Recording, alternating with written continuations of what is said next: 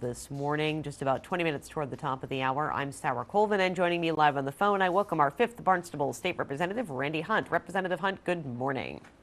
Hey, good morning, Sarah. It's good to talk to you. Good to talk with you as well. How are you this fine morning?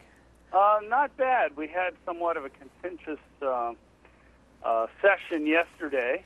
Yes. But I wanted to make one side note, which is my colleague Brian Mannell gave his maiden speech in the House chamber yesterday.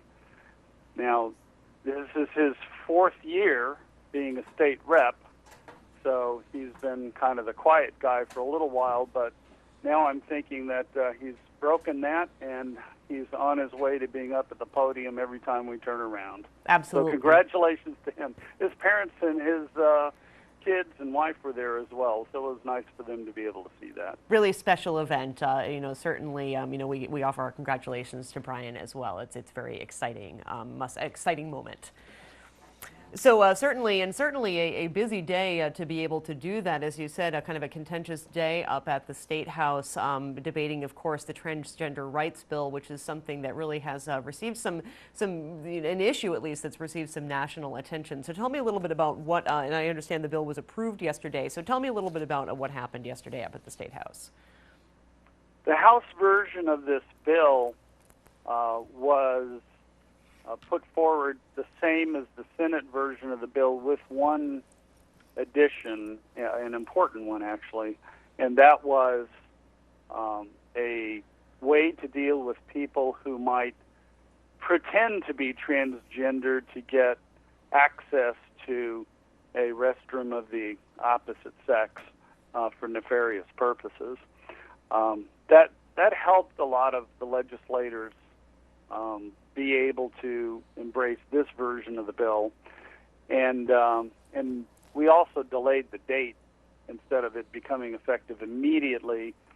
Our version of the bill says it will become effective January 1st, 2017, and part of the reason for that is that the the Attorney General, has been given the assignment of figuring out what to do with people who use as a ruse pretending to be transgender to access bathrooms. This would typically be men who might do that, but although this happens from time to time, and I should remind you that 25% of our state population actually lives in cities where this has been an ordinance for a long time, since 2002 in Boston, for example, but also 17 other states have passed similar legislation.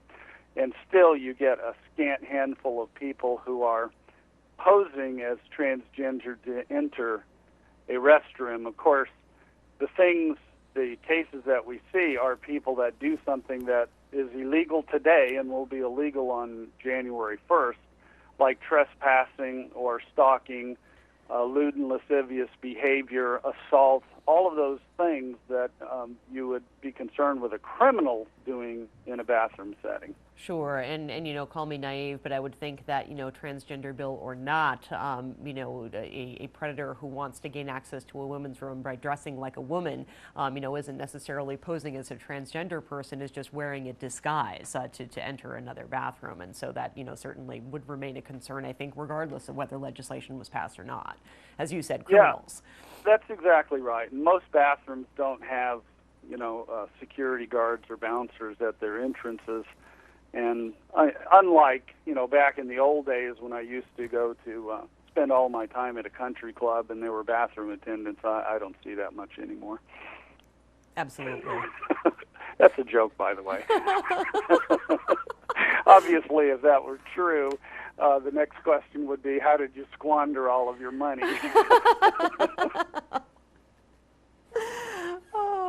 So, tell me more about this rights bill, and what it's going to do essentially. Yeah, like I said, the version that the Senate voted on is slightly different than the House version, which typically means that you go to a conference committee to iron things out. But this bill is literally only about 500 words, so it's not something that you need to hash out forever. So more likely what will happen is the Senate is probably just going to agree to support the same bill, take a vote on that, and then the bill will go to the governor's desk. The governor announced on Tuesday that if the House version of the bill that had the piece in it about the AG coming up with penalties for using this wrongly,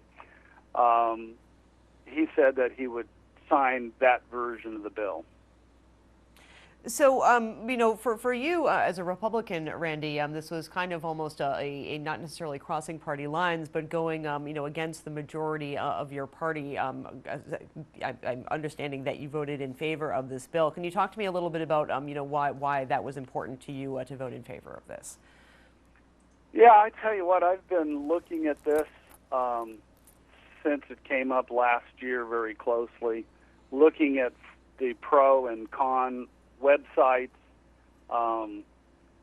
actually delving into the examples that some of the opposition post on their websites about, why this should not be a bill that's passed in Massachusetts.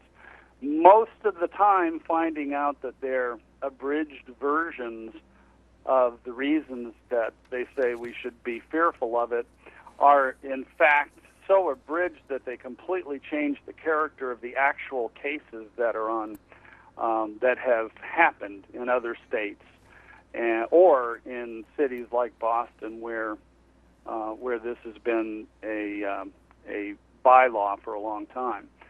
So in other words, I've done a lot of research on this. I also, am more sensitive to this than most because even though the transgender population nationwide is about 0.3% of the population, so it's very small.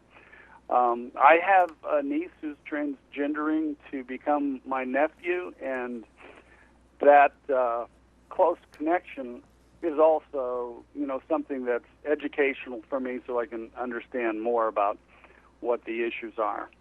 And the other thing is, in 2010, transgendered people became a protected class separate and apart from sexual orientation, which had been the law for a long time before that, but only with respect to employment, housing, and credit, and not with respect to public accommodations. And people do get confused about public accommodations. That's essentially where, it's okay for somebody to work in the kitchen of a diner, but not actually allowed to sit there and eat at the diner. Of course, I don't think that probably none of us had any problem with public accommodations as far as transgender people being able to use theaters, restaurants, and that type of thing. The whole hot issue came down to the use of restrooms, locker rooms, and bathing facilities based on gender identity. That was really where it was coming down. But given a history of other states having done this, 17 to be precise, and having these laws on the books as early as 1993, we can see that our expectation for January 1st, 2017 should be that essentially nothing's going to change for anybody. Absolutely, and it really, except for these people, exactly, who do deal with the ridicule in their everyday lives. Absolutely, I think what it comes down to is tolerance and really civil rights, right? That's what we're thinking about. Yeah, that's exactly it. I can't stand in front of a group of people and say I don't want to discriminate against anyone, and then quietly in the background vote to discriminate against someone. So this is it's a tough vote from a political stance, being a Republican, but I hope that people understand that I'm still the same guy. I research things very deeply, and that actually a great number of my constituents are supportive of having this change. Great. Well, Randy, I really appreciate you taking the time out of your busy schedule to join us here on Barnstable This Morning. A pleasure to talk with you, and we will check in with you again in a couple of weeks. Have a great day. Sounds great, Sarah. Thank you. Thank you. Bye-bye. Bye. 5th Barnstable State Representative Randy Hunt joining us. Now let's learn more about tonight.